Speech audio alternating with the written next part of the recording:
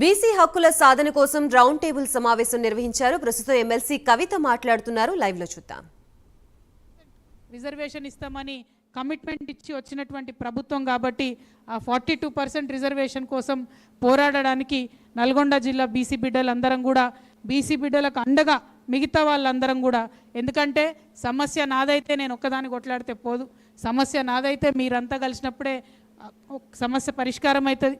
బీసీలకు అండగా ఎస్సీలం, ఎస్సీలకు అండగా బీసీలం, వారందరికి అండగా సమతా భావన కలిగినటువంటి ప్రతి ఒక్కరం కలిసి పనిచేసినాడే ముందుకు పోతాం. కాబట్టి మరి జై భీమ్, జై బీసీ, జై పూలే అనే నినాదంతో ముందుకు వెళ్దామని చెప్పి మీ అందరికి కూడా తెలియజేస్తూ, ఇవాళ జరిగినటువంటి సంఘటన చాలా బాధాకరణం. ఖచ్చితంగా ముఖ్యమంత్రి గారు క్షమాపణ చెప్పాలి. నిన్న వి హనుమంతరావు గారు కంటనీరు తరిపెట్టుకున్నారు. ఇవాళ సురేఖమ్మ గారిని అట్లానే బట్టి విక్రమార్క గారికి అవమానం చేస్తూ ఉన్నారు. ఈ వైఖరిని మీరు వెంటనే విడనాడాలని చెప్పి ముఖ్యమంత్రి గారిని మేము డిమాండ్ చేస్తూ ఉన్నాం. Thank you. జై తెలంగాణ, జై బీసీ.